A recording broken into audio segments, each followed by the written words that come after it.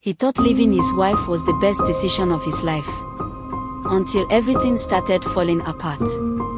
What he didn't know was that one secret would destroy everything. The first thing Diana noticed was not the message. It was the silence. A strange, heavy silence that sat in the living room like an uninvited guest.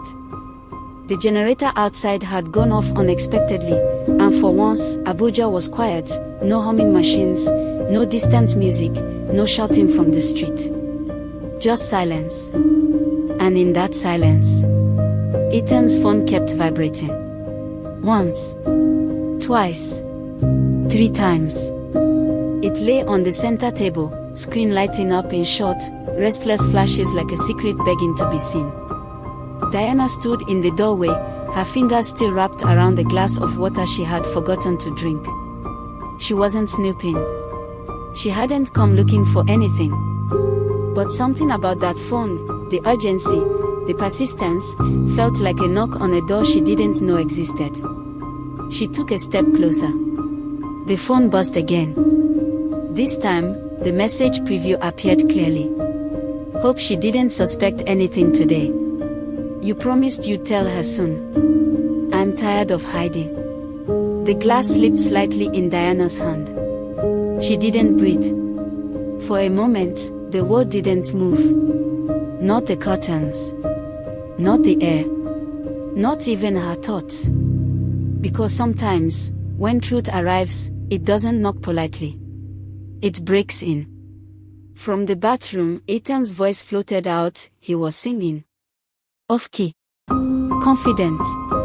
Completely unaware that his life had just been exposed by 12 careless words. Diana let out a slow breath. Then another. Her heart did not race. It sank. There is a difference. Racing is panic. Sinking is understanding. She picked up the phone, not with anger, but with the calm of someone stepping into a storm she could already feel on her skin. The name on the screen read, Vanessa. Diana stared at it for a long moment. Then she gently placed the phone back exactly where it had been. Precision matters when betrayal is fresh. You don't want the liar to prepare. You want the truth to walk in unannounced. Behind her, the bathroom door opened. Steam followed Ethan into the room as he stepped out, towel around his neck, still humming like a man who believed his life was intact. Babe, you won't believe. Who is Vanessa? Diana asked. The words cut through the room cleanly. Ethan stopped. Just like that. Mid-step. Mid-breath. Mid-life. If anyone had been there to witness it, they would have seen it clearly, the exact second a man realizes his secret has expired. Vanessa, he repeated slowly. Which Vanessa? Diana tilted her head slightly, studying him the way one studies a child caught with crumbs on his lips. The one tired of hiding. Silence. Real silence this time. Not the peaceful kind. The dangerous kind. The kind that sits between two people and dares one of them to lie again. Ethan's face shifted, confusion, calculation, fear, all passing through in quick succession before settling into something weaker. I can explain, he said. Diana almost smiled. That sentence. That tired, overused sentence. Men carried it around like a spare key, as if explanation could unlock consequences. Please do, she said calmly. I'm listening. He sat down slowly, rubbing his hands together. It's not what you think. Diana let out a soft laugh. Interesting, she said. Tell me what I think. He hesitated. And in that hesitation, the truth revealed itself more clearly than any confession. Diana nodded slowly. Let me help you, she continued. I think my husband has been lying to me. I think he has been sharing things meant for me with another woman. I think he has been living 2 lives and calling one of them stress relief. She leaned forward slightly. Correct me where I'm wrong. Ethan swallowed. We've been having issues, he said finally. Things haven't been easy between us. That was when Diana laughed properly. Not loudly, but sharply, like something breaking. So your solution, she said, was to add another woman to the problem. To diversify the confusion. It just happened, he muttered. No, Diana replied quietly. Rain happens. Power outage happens. A goat entering your compound during prayer happens. Adultery is organized. Ethan looked away. Cowardice has a posture. How long? She asked. He didn't answer. How long, Ethan? 8 months. The number landed heavily. 8 months. 8 months of shared meals. Shared bed. Shared jokes. Shared lies. Diana stood up slowly, as if her body needed space from the weight of what she had just heard. 8 months, she repeated. Diana, please. Don't, she said, raising her hand. Don't please me now. Respect would have been more useful earlier. He took a step toward her. I didn't plan for this. I didn't mean for it to go this far. Diana looked at him then, not as a wife, not as a lover, but as a witness. To foolishness. To weakness. To the slow decay of a man she once trusted. And then he said it. The sentence that did not just break the moment, but buried it. I think I've fallen in love with her. The air changed. Even the walls seemed to withdraw. Outside, somewhere in the compound, a generator roared back to life. But inside the living room, something far more permanent had shut down. Diana's face did not twist. She did not scream. She did not throw anything. She simply looked at him with a calm that felt almost unnatural. Then go, she said. Ethan blinked. What? Go, she repeated. Follow your new love. Don't let me delay your happiness. Diana. You have already left, she said softly. Your body just took time to inform me. He stood there, unsure, uncomfortable, suddenly aware that freedom did not feel as exciting when it came with exposure. That night, he slept in the guest room. And Diana lay in their bed, staring at the ceiling, listening to the quiet hum of a house that no longer felt like a home. She did not cry immediately. Because sometimes, the deepest pain does not come with tears. It comes with clarity. And clarity is a cruel gift. Because once you see the truth clearly, you can never unsee it. Betrayal rarely announces itself with noise. It reveals itself in small moments, until one day, the truth becomes too loud to ignore.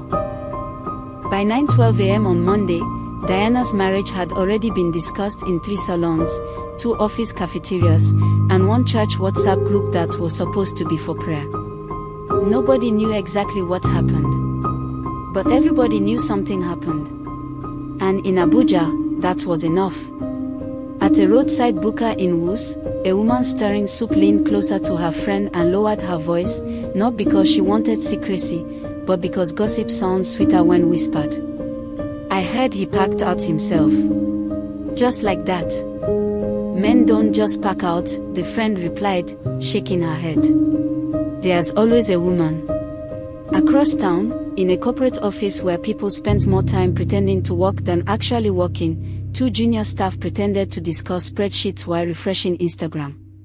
Check her page, one said. She hasn't posted anything. That's how you know it's serious.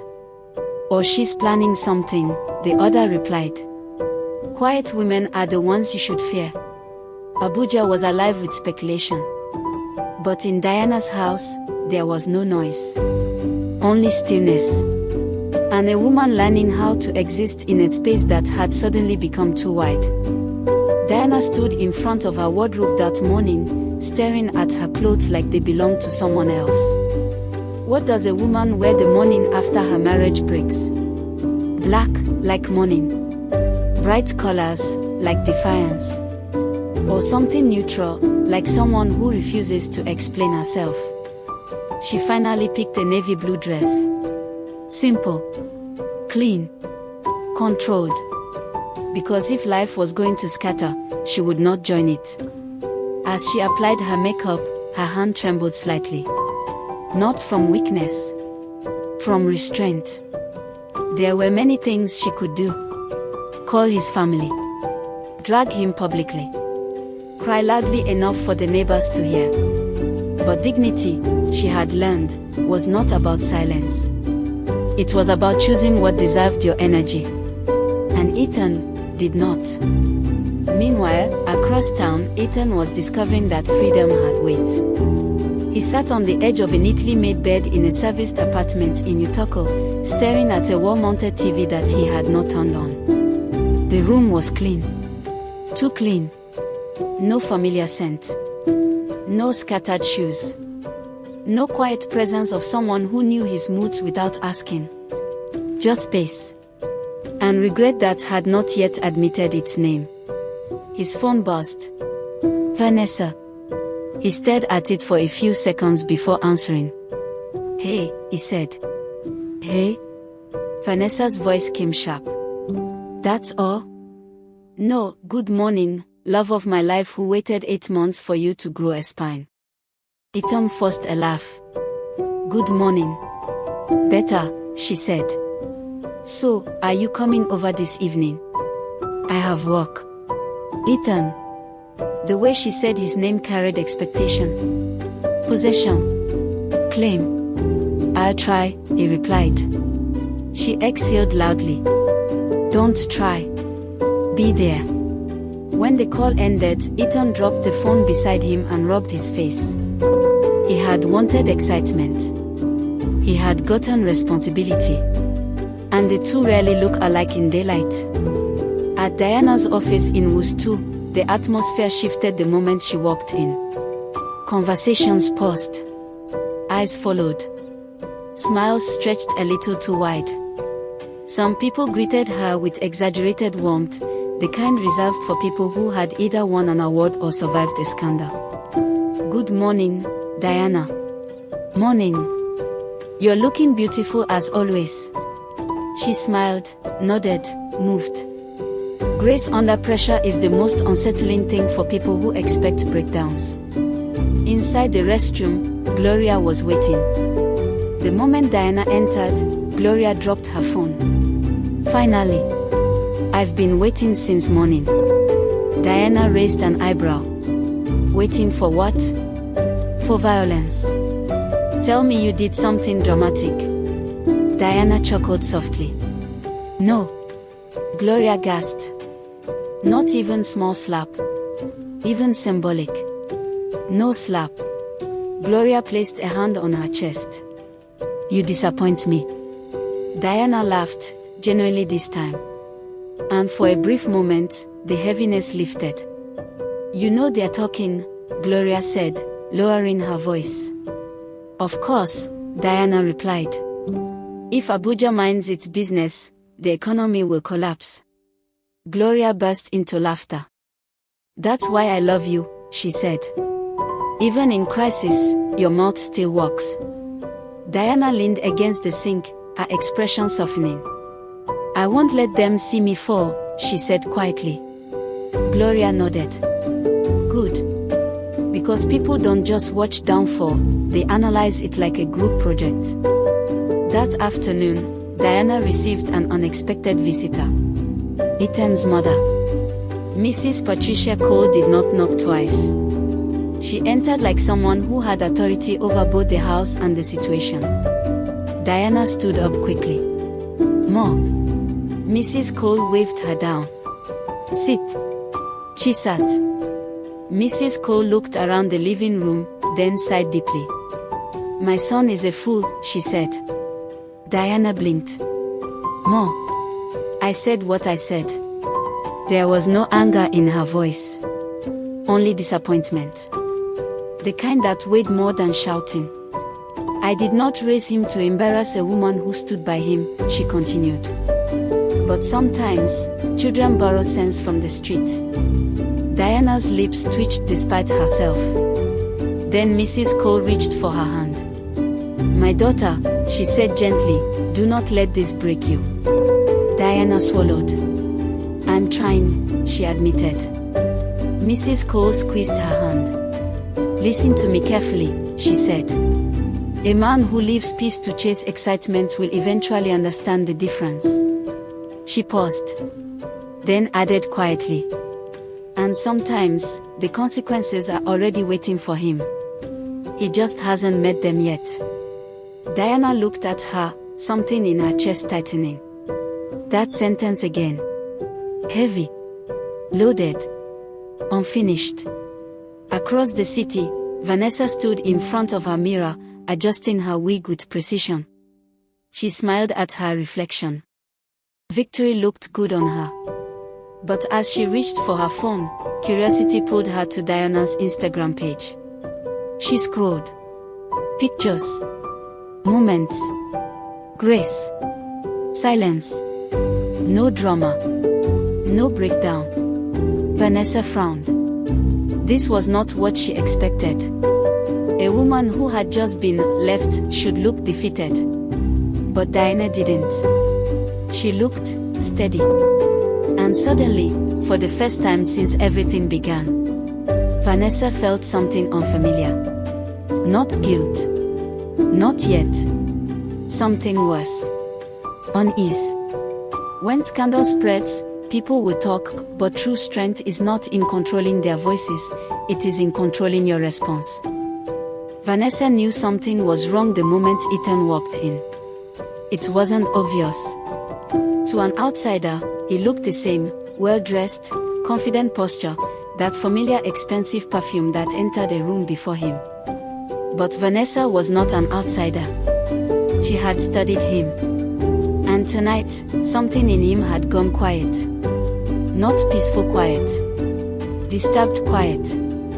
She stood by the door, arms folded, watching him as he stepped in and dropped his keys on the table like a man who had just returned from somewhere heavier than work. "You're late," she said. "Traffic," he replied. Abuja's most abused excuse. Vanessa closed the door slowly. "Traffic doesn't make your face look like that." Ethan forced a smile. "Like what?" "Like somebody who just saw his future and didn't like it." He chuckled, but it came out wrong. Flat. Vanessa walked past him and sat on the couch, crossing her legs. "You said you'd be here early," she continued. "I cooked." Ethan glanced at the dining table. Plates arranged. Wine poured. Candles lit. It looked like romance. It felt like pressure. "I'm here now," he said. Vanessa studied him for a few seconds longer, then stood up and walked toward him. "Are you regretting it?" she asked quietly. The question hung between them. Sharp. Uncomfortable. Dangerous. Ethan frowned. "What kind of question is that?" "A simple one," she replied. "Are you regretting leaving your wife?" There it was. Direct. Vanessa didn't like guessing games. She preferred clarity, even if it came with discomfort. Ethan exhaled slowly. "It's not about regret." "Then what is it about?" "Adjustment." Vanessa laughed, a short, sharp sound. "Adjustment," she repeated. "You're adjusting to happiness." He looked away. That was answer enough. Vanessa's expression changed. Not dramatically, but enough. Because in that moment, she realized something she had refused to consider before. Winning a man is not the same as keeping him. Later that night, as they sat at the dining table eating in near silence, Vanessa tried again. "Talk to me," she said. "I am talking." "No," she shook her head. "You're responding. There's a difference." Ethan dropped his fork. "Vanessa, what do you want me to say?" "The truth." He hesitated. That hesitation again. It was becoming a pattern. And Vanessa hated patterns she didn't control. You told me your marriage was dead, she said. You said there was nothing left. Ethan rubbed his temple. It wasn't working. That's not what I asked. She leaned forward. Was there nothing left? Silence. And then, quietly, there was something. Vanessa leaned back slowly. There it was. Not a confession. Not fully. But enough. Because sometimes, truth doesn't come as a speech. It slips out in fragments. And those fragments are enough to build a full picture. That night, after Ethan fell asleep, Vanessa lay awake staring at the ceiling. Her mind was no longer celebrating. It was calculating. Because suddenly, Diana was no longer just the woman he left. She was something else. A presence.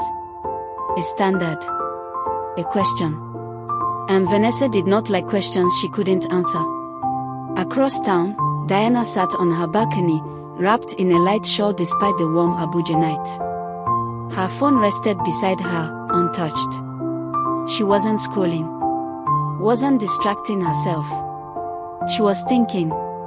And that, sometimes, is more dangerous than reacting. 7 years. 7 years of shared life. And in 8 months, it had quietly unraveled. But what troubled her most was not the affair. It was the version of Ethan she had just discovered. Because betrayal does not just reveal what someone did. It reveals who they became while doing it. And that version felt unfamiliar. She closed her eyes briefly. Then opened them again. Steady. Calm. Resolved. Because one thing was already clear.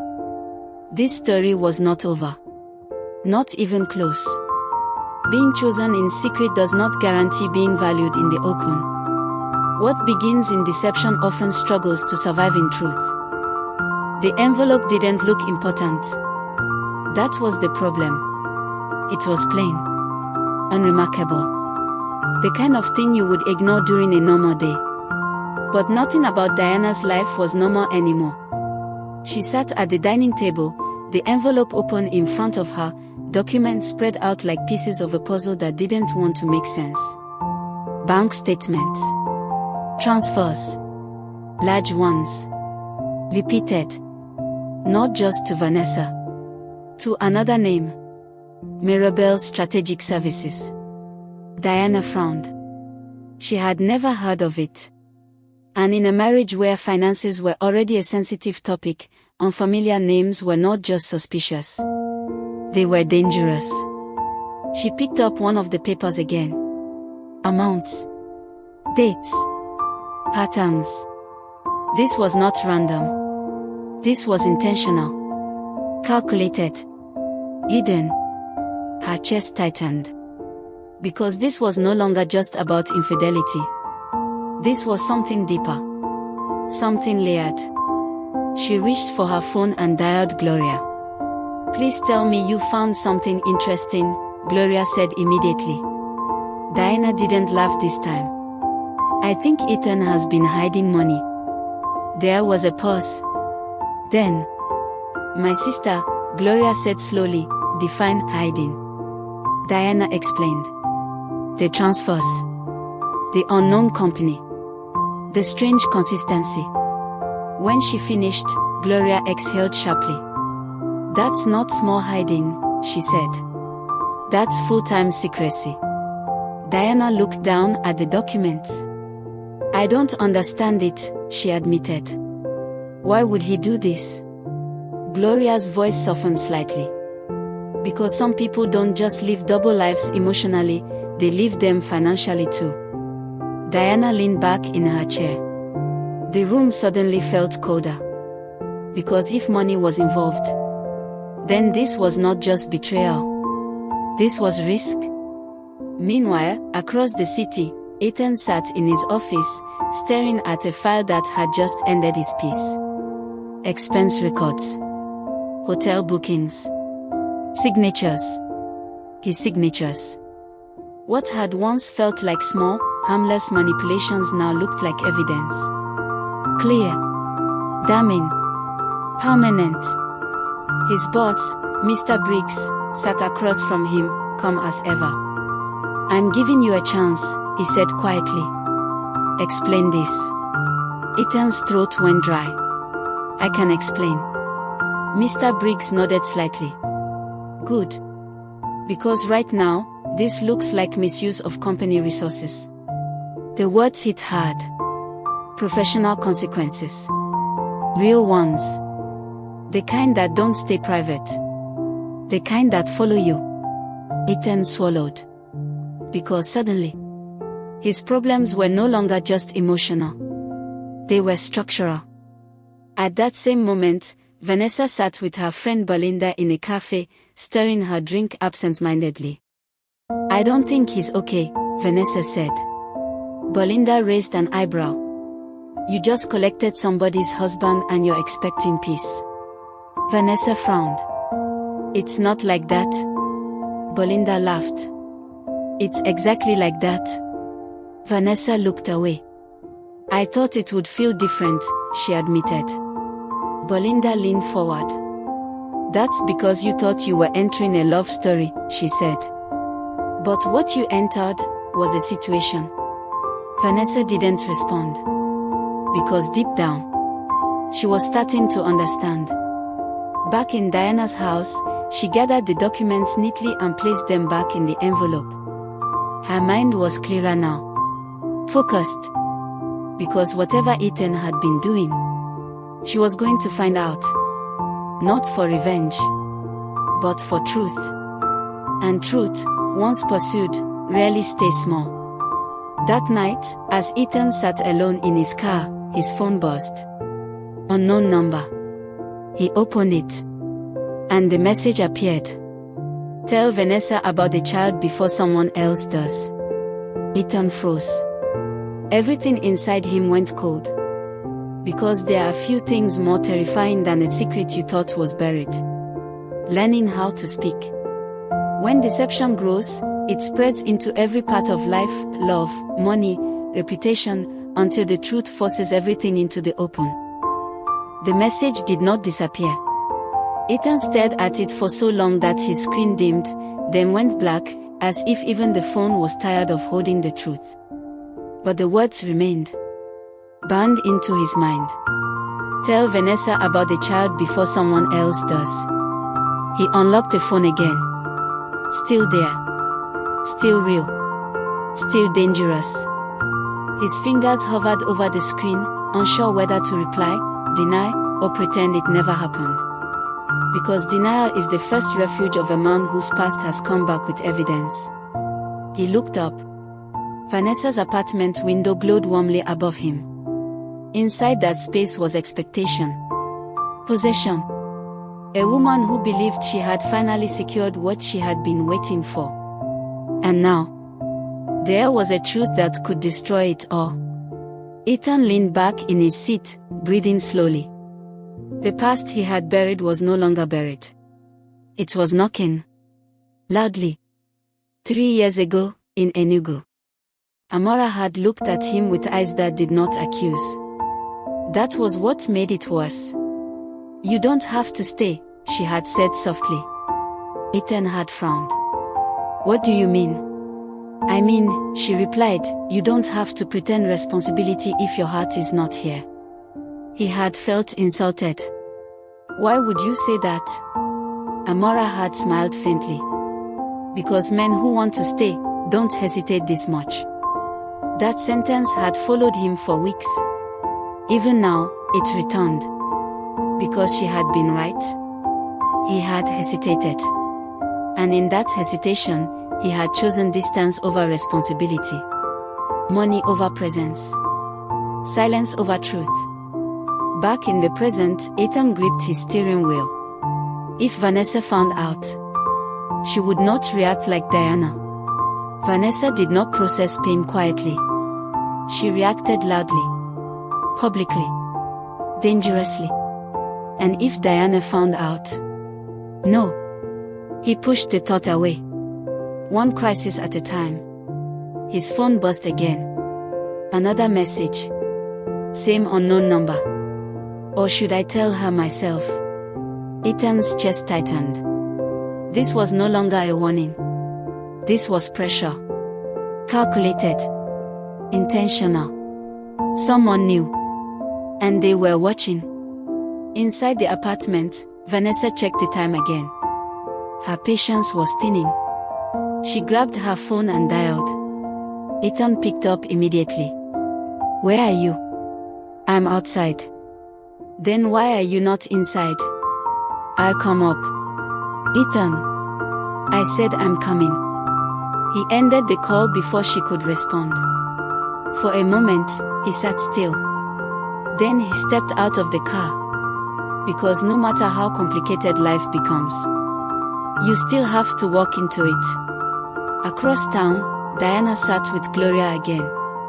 But this time, there was no laughter. Only focus. Read it again, Gloria said. Diana handed her the document. Gloria scanned it, her expression tightening. This is not normal, she said. I know. These are large amounts. I know.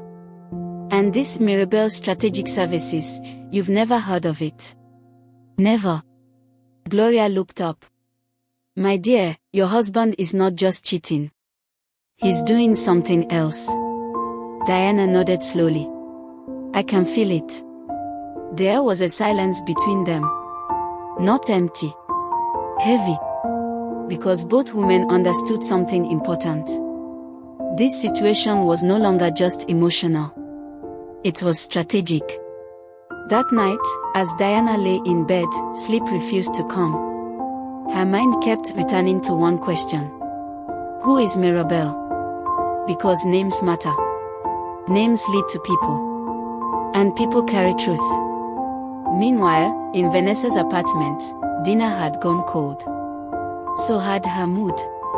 Ethan sat across from her, distracted, distant, present only in body. Vanessa dropped her fork. Okay, enough, she said.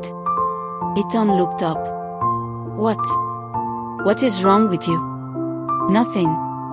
Don't lie to me. I'm not lying.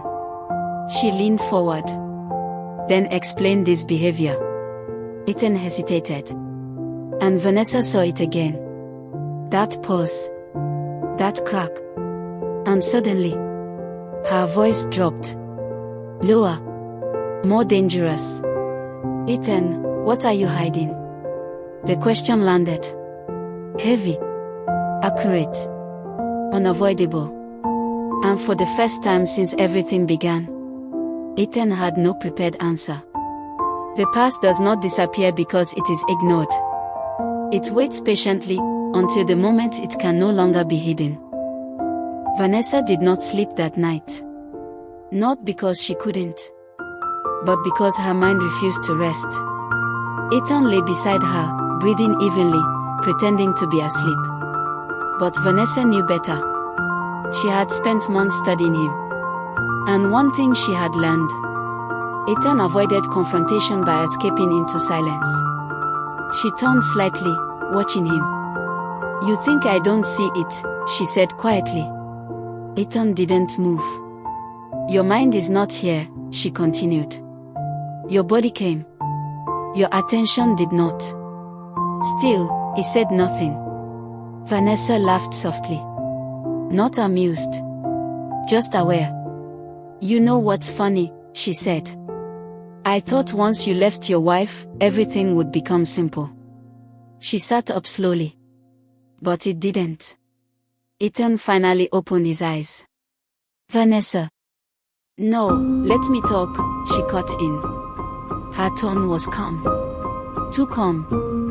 You chased me for months, she said. You told me things about your marriage. You made promises. She looked directly at him.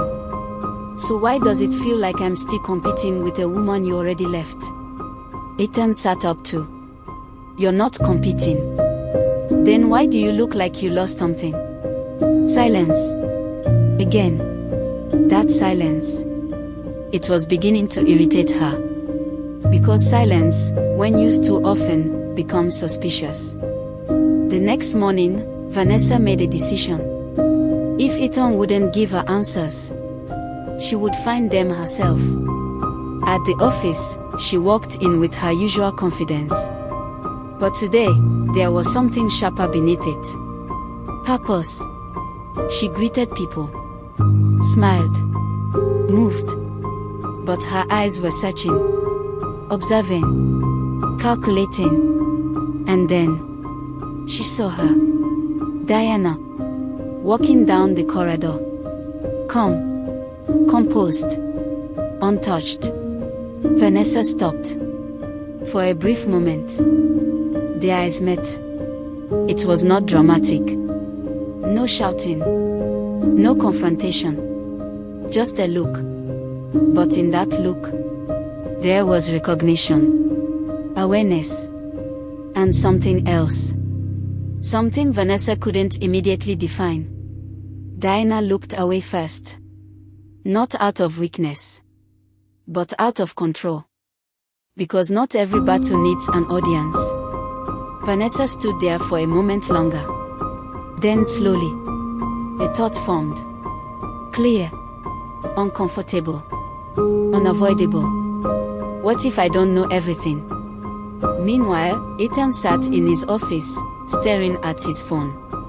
The anonymous messages, the financial documents, the growing tension. Everything was closing in. And for the first time, he realized something terrifying. He was no longer in control of his own story. When doubt enters a relationship built on secrecy, it does not knock, it settles in and begins to ask questions no one is ready to answer. Offices are strange places. People smile at you in meetings and analyze you in silence.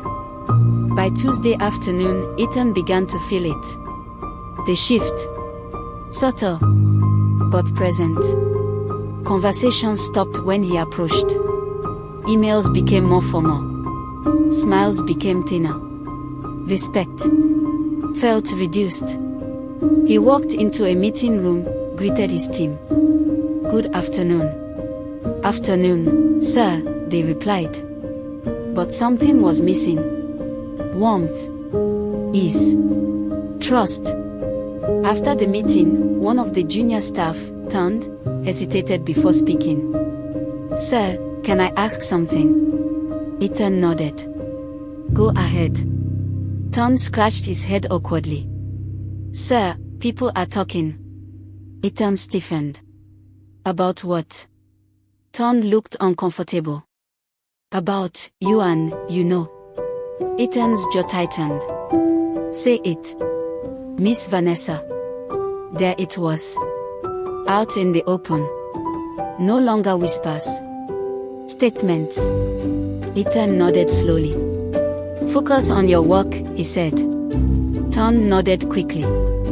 Yes, sir. But the damage was done. Because once respect begins to slip, it rarely returns easily. Later that day, Mr. Briggs called him again. Sit down, Ethan. He did. Mr. Briggs folded his hands. I've reviewed your explanation, he said. And it's not convincing. Ethan's stomach dropped. We'll be opening a formal review, Mr. Briggs continued. Until then, I advise you to be very careful. Careful. That word felt like a warning. Because now, this was no longer just about personal failure. It was becoming professional collapse. Across the building, Vanessa sat at her desk, watching everything unfold. The looks, the whispers, the tension. And slowly, she began to understand. She had not entered a love story. She had entered a situation with consequences. What we do in private eventually affects how we are seen in public. Character cannot be hidden forever. The name wouldn't leave Diana alone. Mirabelle Strategic Services. It sat in her mind like a question that refused to be ignored. She had tried to distract herself that morning, emails, meetings, presentations, but every time her mind wandered, it returned to that name. Mirabelle. Not a person she knew. Not a company she had ever heard Ethan mention. And yet, money had been flowing there. Regularly. Intentionally. Quietly. That evening, Diana sat at her dining table again, laptop open, documents spread out. This time, she was not just observing. She was searching, typing, digging. Because if there was one thing Diana understood, it was information. And information, when followed carefully, always led somewhere. She typed, Mirabelle Strategic Services Abuja. Nothing clear. A few scattered results. Unregistered mentions. No official website. No visible presence. That was the first red flag. Any legitimate business in Abuja, especially one handling large transactions, left traces. This one felt hidden. Diana leaned back, thinking. Then she tried something else. She cross-checked the account details from the bank statement. Account name, bank, reference numbers. And slowly, a pattern began to form. The payments were not random. They were timed, aligned with specific dates. Dates that meant nothing at first, until she looked closer. And then, her breath caught. Because those dates matched periods when Ethan had claimed to be traveling. Work trips, client meetings, consulting assignments. Diana's fingers went still on the keyboard. Because suddenly, this was no longer suspicion. It was structure. A system. A life running parallel to hers. Her phone buzzed. Gloria. Update. Gloria asked immediately. Diana didn't waste time. I think Ethan has been funding something or someone. Gloria went quiet. That was rare. Define something, she said finally. I don't know yet, Diana replied. But it's organized. Consistent. Hidden. Gloria exhaled slowly. My sister, we are no longer in cheating husband territory. I know. This is now, what else has this man been doing, territory. Diana closed her laptop gently. Because one truth had become clear. This investigation was going to uncover more than she was prepared for. But she also knew. She could not stop. When truth begins to reveal itself, it rarely comes alone. One discovery often opens the door to many others. Ethan stopped answering unknown numbers. But the messages didn't stop. They simply waited. Wednesday afternoon. 3:18 p.m. His phone buzzed again. This time, a picture. He opened it. And his blood ran cold. It was a photo. A child. A little boy. Maybe 3 years old. Standing beside a woman. Amora. Ethan's hands began to shake. Because this was no longer a threat. This was proof. Living. Breathing. Growing. Another message followed. He deserves to know his father. Or should I continue to raise him alone? Ethan leaned back in his chair, heart pounding violently. This wasn't a stranger. This was her. Amora. 3 years of silence. 3 years of distance. 3 years of pretending that responsibility could be managed with transfers and avoidance. And now, she had decided to speak. He typed quickly. What do you want? The reply came almost immediately. The truth. Across the city, Diana received something unexpected. An email. No subject. No name. Just one attachment. She hesitated before opening it. Because instinct told her. This was connected. She clicked. The file opened. Inside, more financial records, more transfers, more details, and one line that stood out clearly. Beneficiary, Amora Okoye. Diana's breath slowed. Her heart didn't race. It settled. Because everything was beginning to align. Not just Vanessa. Not just Mirabelle. There was another woman. Another life. Another secret. She whispered softly to herself. Ethan, what have you done? Secrets may be hidden, but truth has a way of finding witnesses, and witnesses eventually speak. Vanessa was done waiting. Waiting for explanations. Waiting for clarity. Waiting for Ethan to become the man he had claimed to be. That afternoon, she made a decision. Dangerous. Bold. Irreversible. She walked into Diana's office. Unannounced. The room went quiet. Not loudly, but noticeably. Because tension has a presence. And everyone felt it. Diana looked up slowly. Their eyes met again. But this time, there was no distance. No hallway. No passing moment. Just two women. Facing each other. Vanessa stepped forward. I think we need to talk. The room held its breath. Diana closed her laptop gently. Calm. Composed. Unshaken. Then she stood. And without raising her voice, without creating a scene, she said, "Give me 5 minutes." 5 minutes later, they sat across from each other in a quiet conference room. Glass walls. Closed door. No audience. Vanessa leaned forward first. "I'm not here to fight," she said. Diana nodded slightly. "Good. Because I don't fight for what has already left."